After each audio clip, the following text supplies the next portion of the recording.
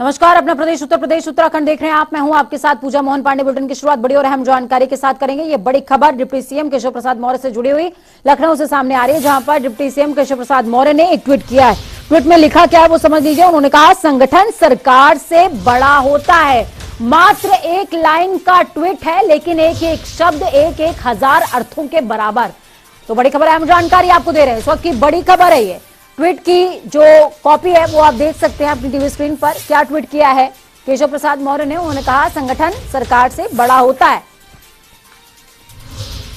और अब इस एक ट्वीट के बाद कई सारे अर्थ इसके निकाले जा रहे हैं। इस पर ज्यादा जानकारी के लिए, या यूं कहें कि अपने विचार साझा करने के लिए, विपक्षी दल, मुख्य विपक्षी दल सपा से हमारे साथ में प्रवक्ता जुड़ चुके हैं, मनोज यादव। मनोज जी, क्या सोचते हैं आप? सिर्फ एक लाइन है, एक लाइन में क्या कुछ आपको समझ में आ रहा है और इसको किस तरीके से देखती है सपा?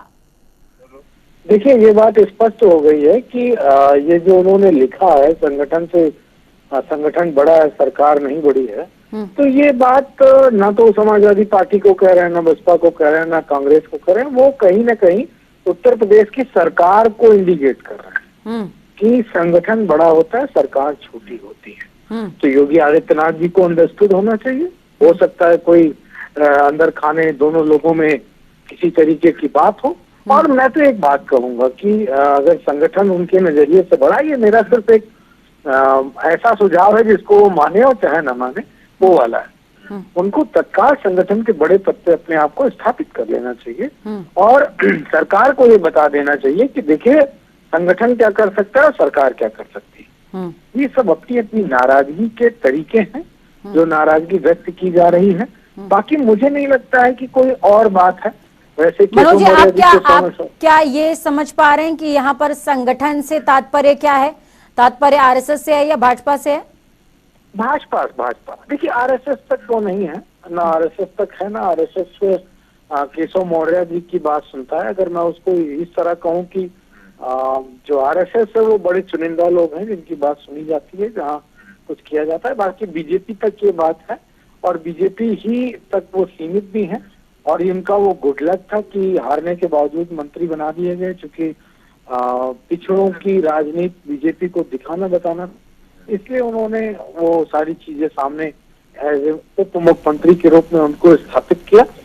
लेकिन कहीं ना कहीं अपमानित महसूस कर रहे हैं। योगी 1.0 में भी लगातार अपमानित हुए थे और 2 में भी मेरे ख्याल से ये जो मैसेज आया है, ये अपमान की ही शुरुआत है। कहीं ना कहीं सरकार और उनके बीच में कोई बड़ी बातें हुई हैं, इस वजह से वो इस तरह की बात। कहीं ऐसा तो नहीं है मनोज जी कि ये अपने आप में सपा के लिए भी एक बड़ा मैसेज है कि भाई देखिए, भारतीय जनता पार्टी तो संगठन को सरकार से पहले रखती है, आपको भी रखना चाहिए? नहीं, हमारी पार्टी का संगठन और सरकार, वो तो बातें स्पष्ट थी ना, उसमें कौन सा किसी को पूछना था भाई।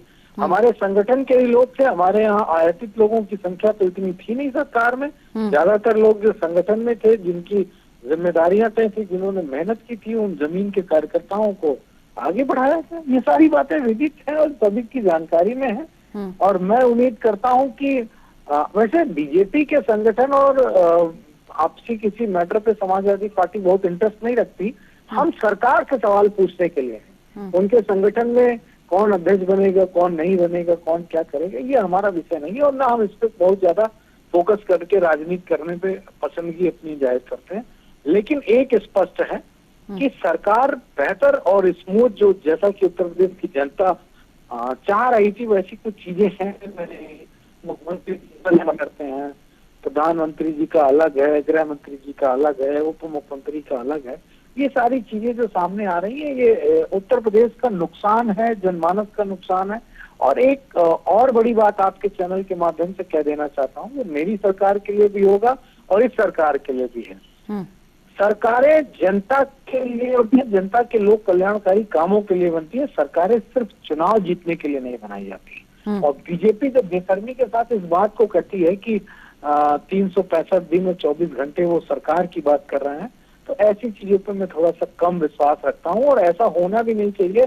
और जब जब सरकारें चुनाव के लिए बनेंगी, तब तब जनता का नुकसान होगा, उस प्रदेश का नुकसान होगा, उस देश का नुकसान होगा। ठीक है, बहुत शुक्रिया हमारे साथ जुड़ने के लिए, अपनी अहम राय साझा करने के लिए। तो मनोज यादव जुड़े। मनोज यादव ने साफ तौर पर अपनी सरकार और मौजूदा सरकार दोनों को ही घेरते हुए कहा साफ तौर पर कि सरकारें जो हैं वो जनता की भलाई के लिए होती हैं, फिर चाहे वो हमारी सरकार हो या फिर सत्ता पक्ष की सरकार हो, दोनों को ही जनता के कल्याण को ध्यान में रखते हुए काम करना चाहिए। लेकिन यहाँ पर संगठन को सरकार से जब बड़ा बता दिया केशव प्रसाद मौर्य ने, तो साफ तौर पर उनके दिल में कोई ना कोई खटास, कोई ना कोई दरार जरूर रही होगी, जिसको वो उजागर कर रहे हैं।